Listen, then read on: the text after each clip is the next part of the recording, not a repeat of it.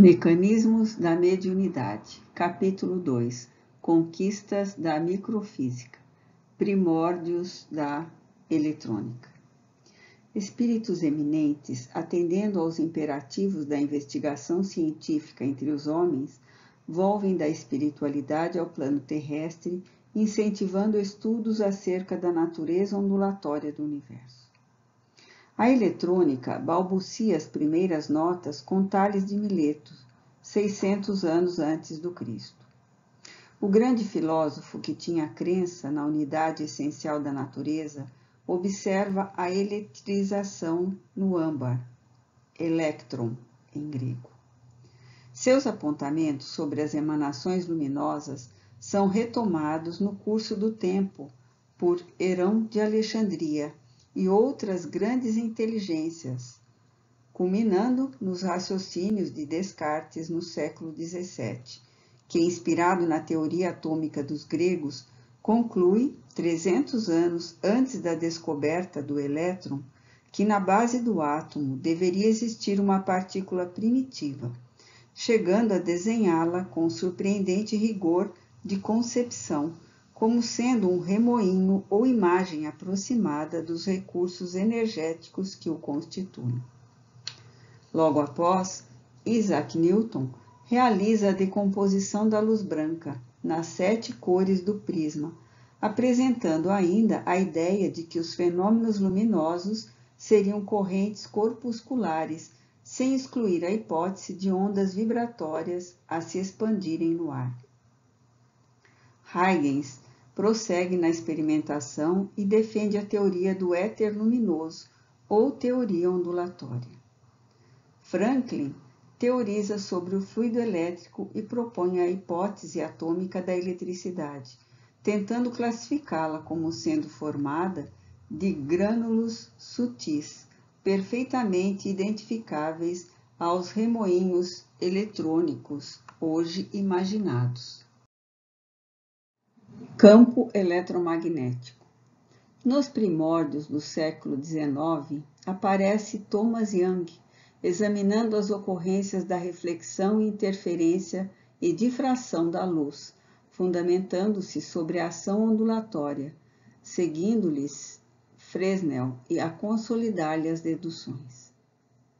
Sucedem-se investigadores e pioneiros até que em 1869, Maxwell afirma, sem que as suas asserções lograssem despertar maior interesse nos sábios de seu tempo, que as ondulações de luz nasciam de um campo magnético associado a um campo elétrico, anunciando a correlação entre a eletricidade e a luz e assegurando que as linhas de força extravasam dos circuitos, assaltando o espaço ambiente e expandindo-se como pulsações ondulatórias.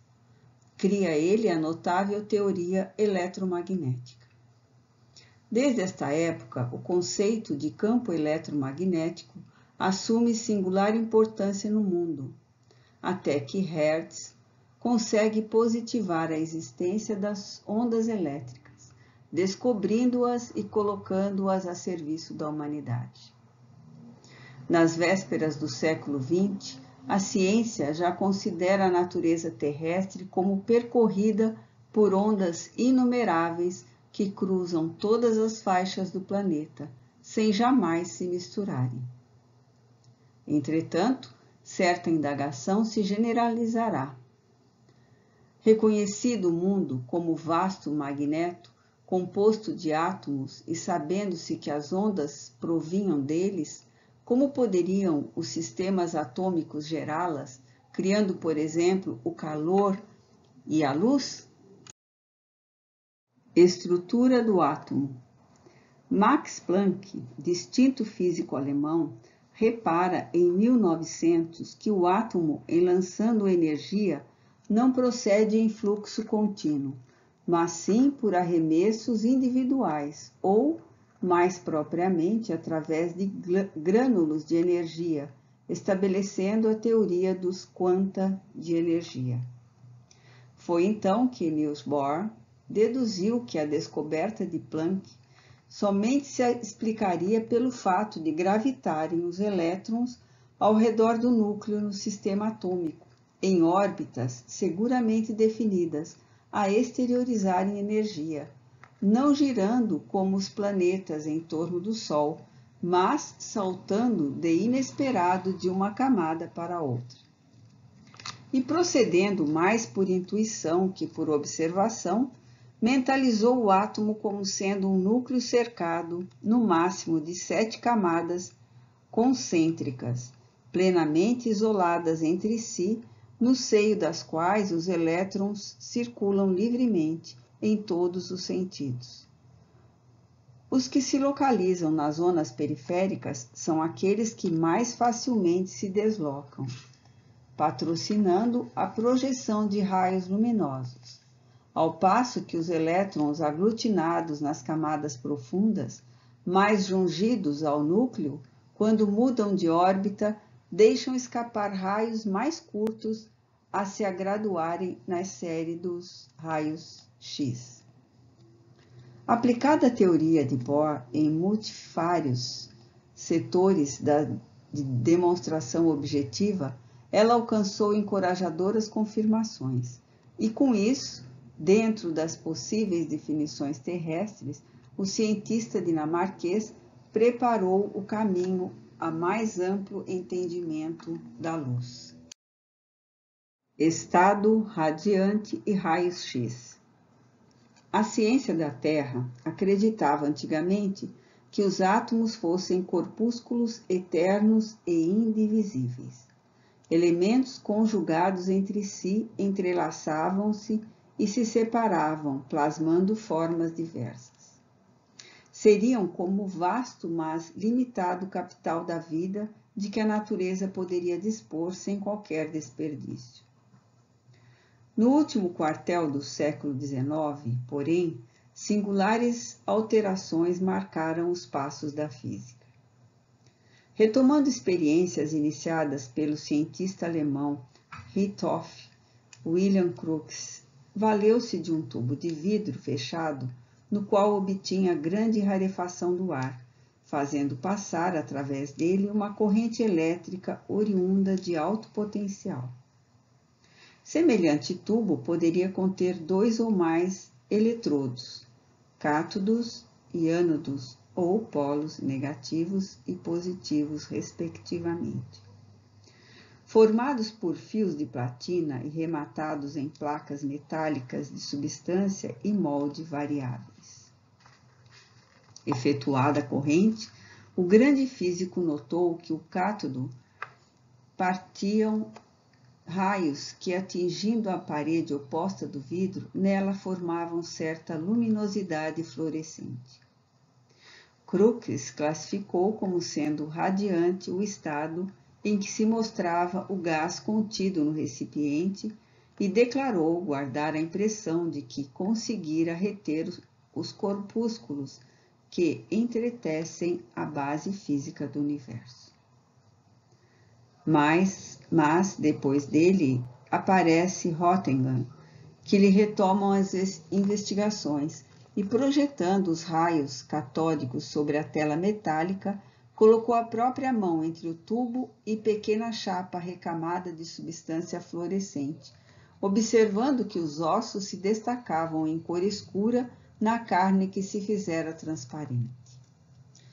Os raios X ou raios Röntgen foram, desde então, trazidos à consideração do mundo. Elétron e radioatividade. O jovem pesquisador francês Jean Perrin, utilizando a ampola de Crookes e o eletroscópio, conseguiu positivar a existência do elétron como partícula elétrica, viajando com rapidez vertiginosa. Pairava no ar a indagação sobre a massa e a expressão elétrica de semelhante partícula.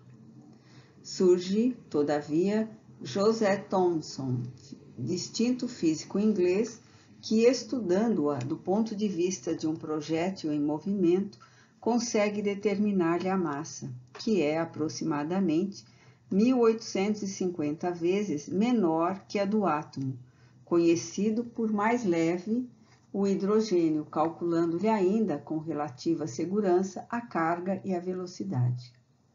Os apontamentos objetivos em torno do elétron incentivaram novos estudos do infinitamente pequeno.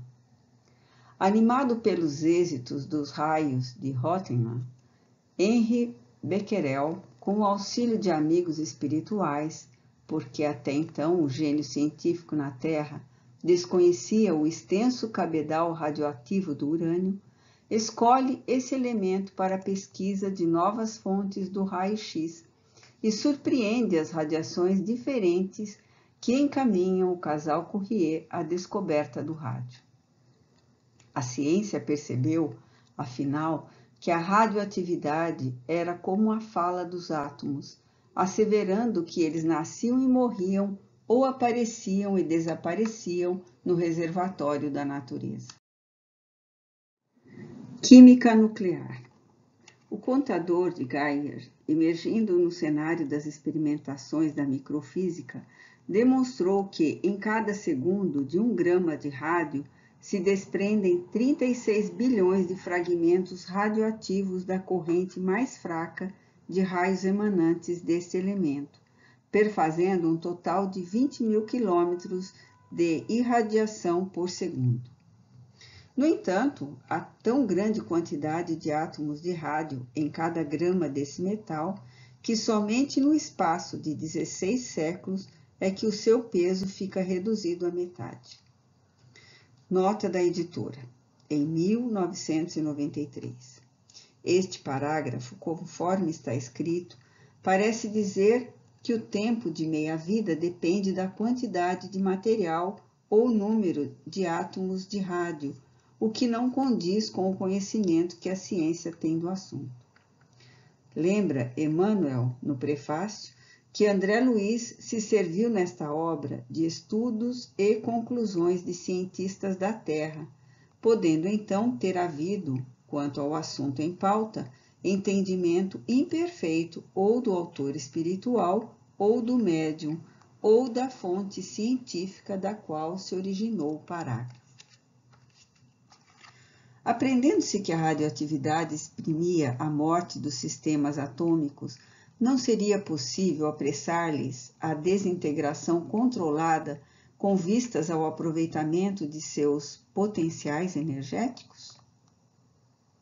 Rutherford lembrou que as partículas emanadas do rádio funcionam como projéteis vigorosos e, enchendo um tubo com azoto, nele situou uma parcela de rádio, reparando os pontos de queda dos corpúsculos eletrizados sobre a pequena tela fosforescente.